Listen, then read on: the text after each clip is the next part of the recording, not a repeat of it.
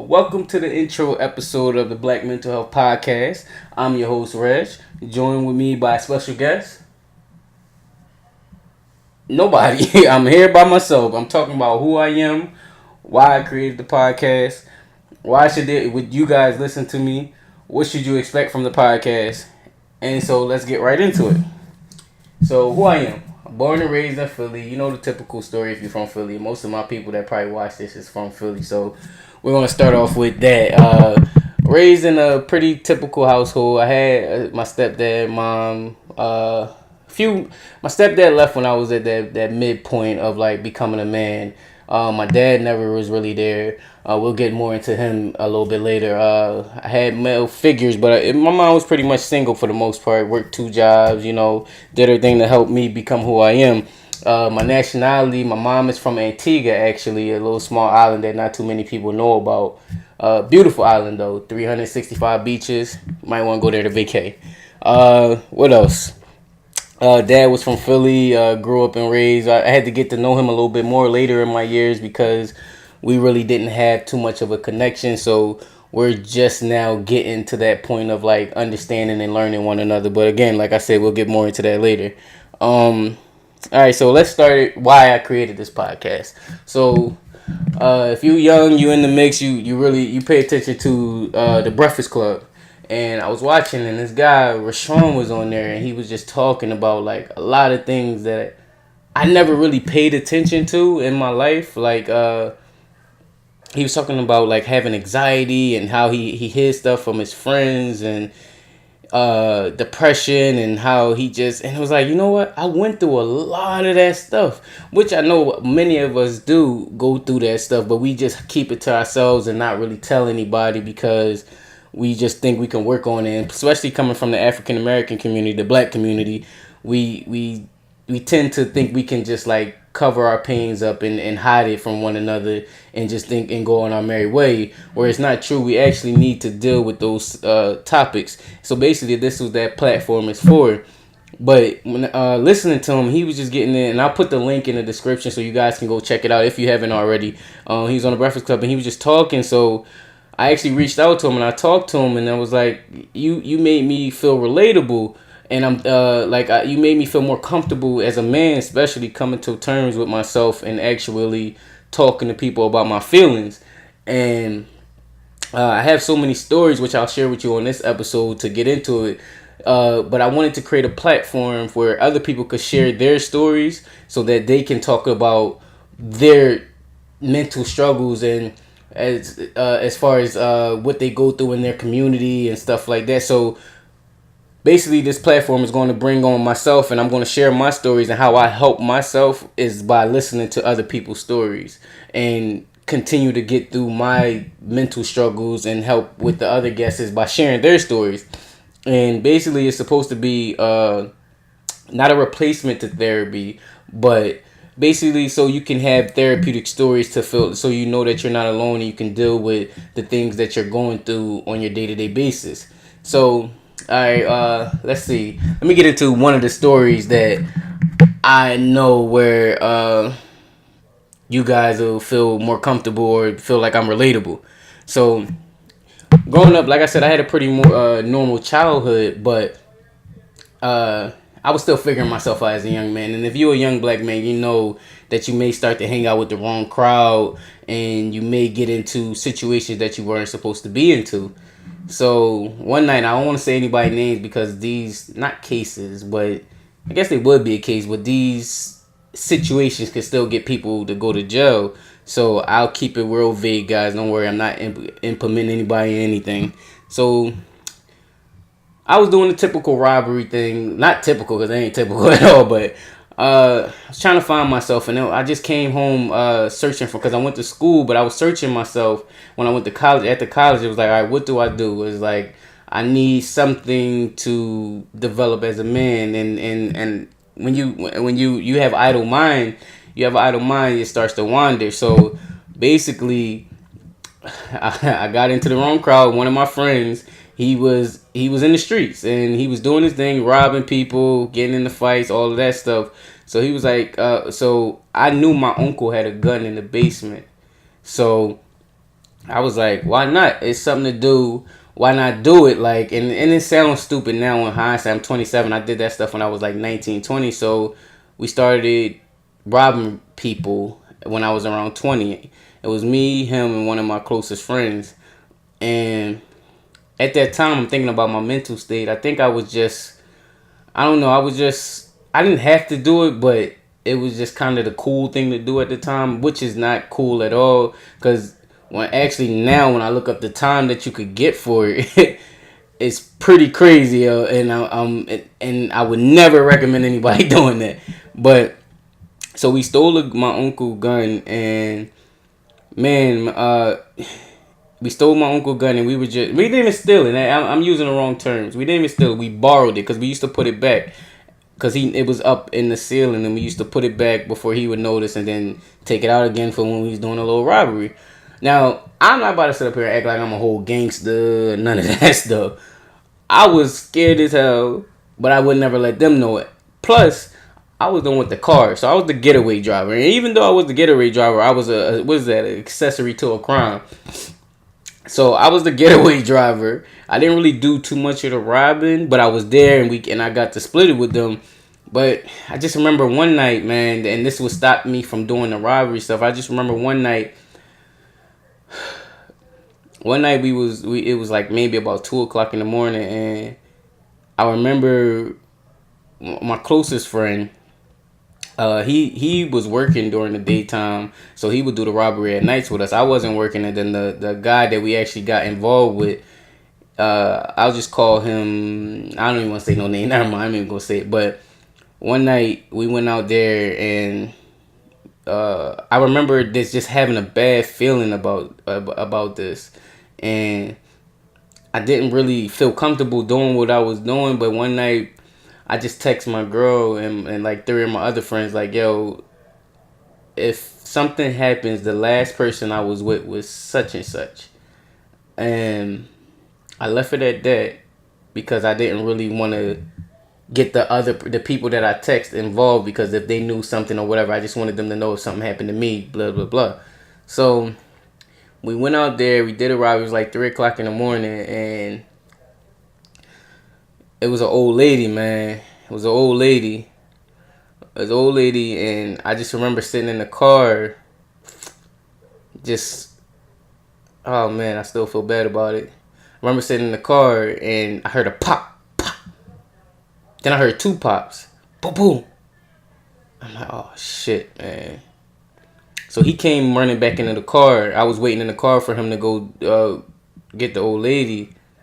I didn't know. See, that's the thing with me. I knew I was doing something wrong, so I didn't really want to get my hands dirty. And I felt like if I was just driving, then I wouldn't get my hands too dirty. But I'm not a snitch. I'm not. If I'm doing my dirt, I'm gonna do my time. Like I never said. We still to this day have never said nothing.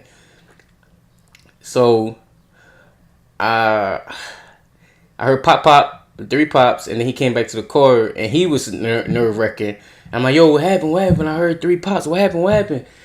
And he was just basically saying like he tried to take her bag, and she wasn't having it. The lady wasn't having it. So he let one off in the air, boom, to scare her, and she still didn't scare.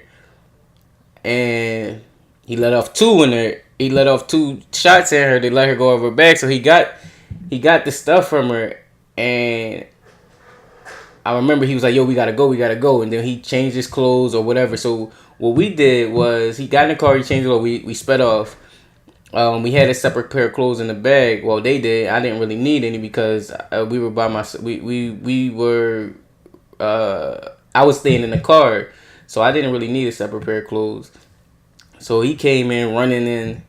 Pop pop. I remember the gunshot just kept ringing in my head. Pop pop. He's like, yeah, she kept ringing. She kept in. Then I was a smart little guy, so I went on, and it's not even funny, but I had my app, and we heard over the loudspeaker his information and all of that. So I'm like, we're going to jail. It's over. It's over. And so we ran. We went in the house, changed the clothes, done. See, at that point, I was done. I was mentally checked out. I was out of it. But can you imagine a young man? I'm 19, 20 years old, and that in an instance, my life could be changed. And I'm traumatized from this now because all I think about is like, damn, did she die? Like is she a lot? Like that's somebody's mom? Like all of them things, and I regret even doing that stuff, and it still sit with me to this day. Lo and behold, he wound up stealing the gun. Who knows where he at? My uncle never find. If my uncle finds out, and our relationship gets tarnished because it was like I don't want to know. And then the fact that I could have got him in trouble, it was like I'm in the wrong situation to be doing stuff like this. And I don't know. I just know how that was one of the reasons why. One of the things that played into my mind when I created this podcast is because imagine how many young men go through stuff like that. They doing stuff just to be cool, and then they can get in an instance caught up in some stuff that they wasn't really supposed to be into. And I never been the street guy, but my homies and my friends, and imagine what they going through and how many times that they go through that. So I don't know. That was my instance of getting out the street life as quick as possible. So that's one of the reasons why you guys should listen to me, because I understand some of the thought process that some of these young men going through, and it's just crazy when you just sit there and think about the stuff that you've been through and how they go through those things on a daily basis, and coming from the communities of like bad neighborhoods, and it being such a hard life to deal with. It's like it's traumatizing. It's traumatizing. We deal with so much stuff on a day-to-day basis. I'll give you guys another story. When I first had my son, and it's not funny, when I first had my son, man, it was one of the most life-changing experiences of my life. And I almost committed suicide over it again. I remember being on the bridge. And was like the what is that's a word I'm searching for. The severity of the pressure, the weight of becoming a father, not having a job, not having a place to live, not having a car to take him to appointments. It just started weighing on me.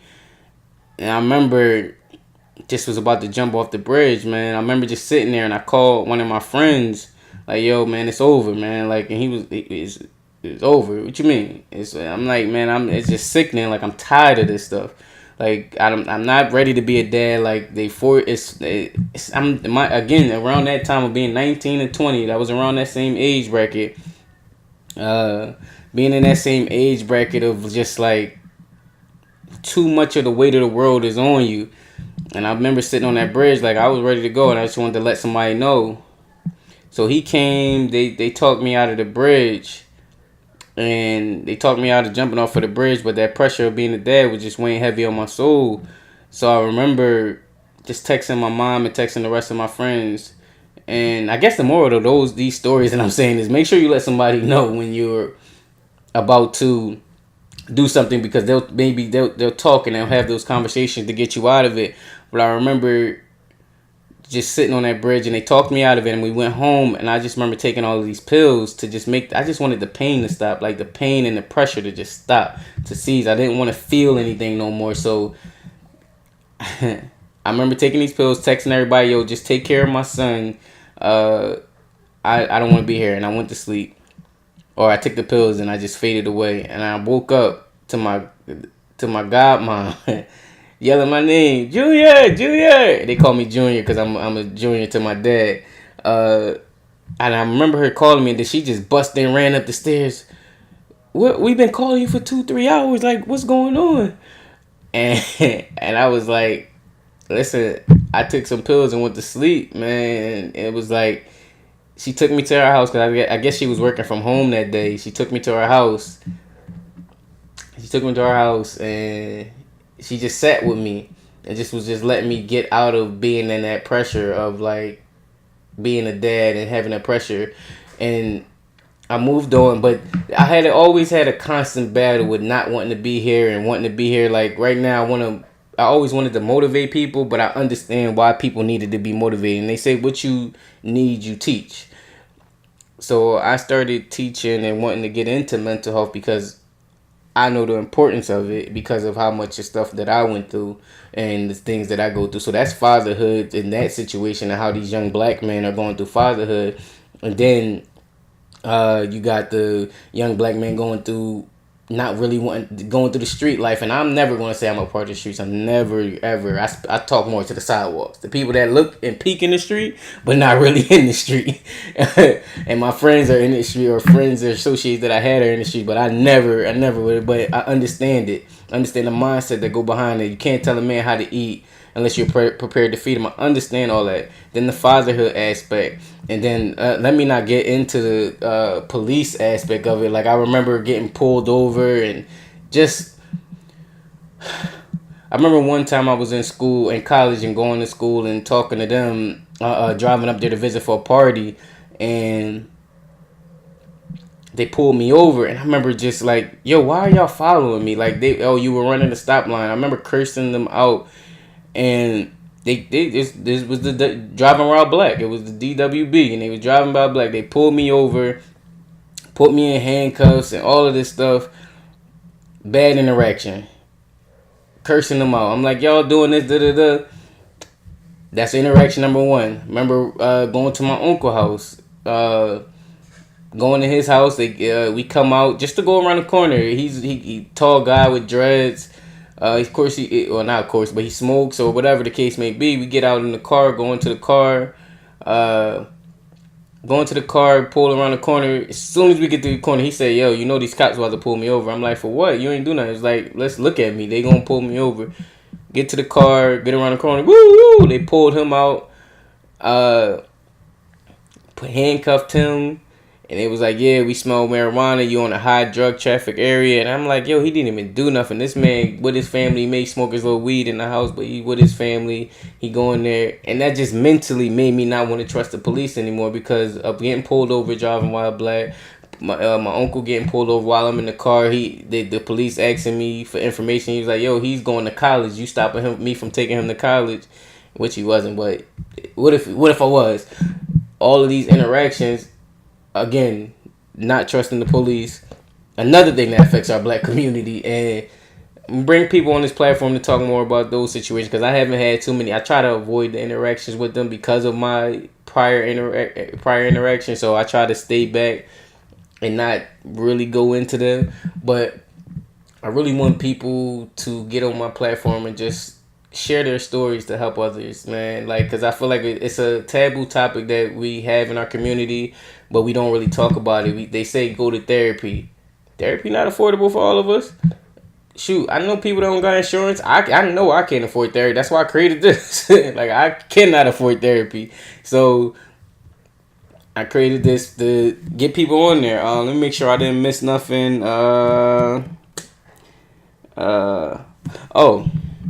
So what you guys should expect from this podcast?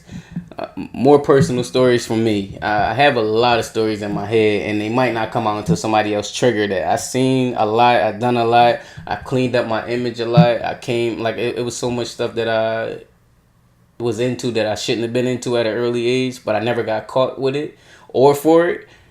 So because it's been about 7 or 8 years since I stopped doing those things, I think it's time to share them to make people feel, because people only see the latter side of Reg and what he is now, and not what he's been through before. And I feel like when I bring other people on that had these experiences, I'll be able to feel comfortable with sharing my story as well.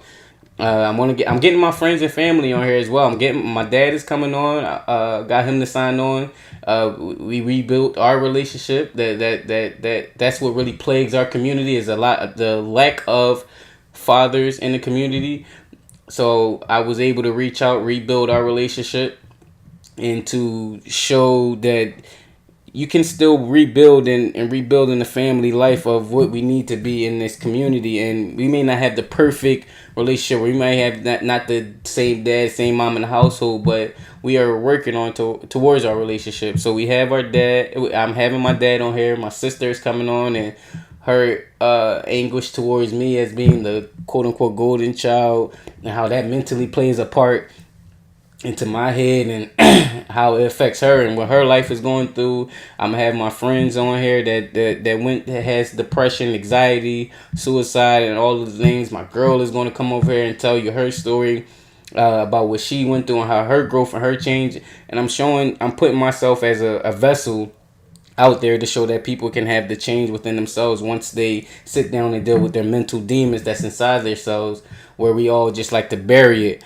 Um, you're gonna get tears. You might see me cry on here. I'm gonna show my little emotions. You might see get mad at the stuff that I say because I tend to laugh at a lot of. Kevin Hart said it, and that's real. You laugh at your pain, and I tend to laugh at a lot of my pain. And I feel like it's a coping mechanism to not how can I say, not deal with the things that I had to deal with on a day to day, and to actually change and grow. You have to deal with your things. So you might hear me laugh at things that ain't supposed to be laughed at. So I'm gonna try and conserve my laughter, but you'll get angry. You'll hear all of these things. You'll see fixed relationships, and you'll probably fix relationships on your own by dealing and hearing other people and how I deal with mine. So amongst many other things, I'm going to try to get my son on here, and my son, I don't know how I'm gonna do it, but I'm gonna try to get him on here, and so he can share his version of his story from his little mind. He's very intelligent for his age, so I think he'll be able to sit down maybe for 5 minutes. I may try to clip together about a couple 5 minute clips so you guys can get him get us his opinion at his early age of 5 years old. But I don't know. I think that's pretty much it. I just want you guys to subscribe. Just listen to the stories. I'm gonna have some big guests on here too. I'm trying to get celebrities eventually. I'm gonna start locally first. But if you have a story, let me know. We'll try to get you on here. Subscribe to whatever you listening on. If it's YouTube, if it's what's the other platform? I don't even know. iTunes, Google Play, all the whatever you listening on. Just click the little subscribe button and follow me on social media at Reginald A. Howard. And that's pretty much it. See ya.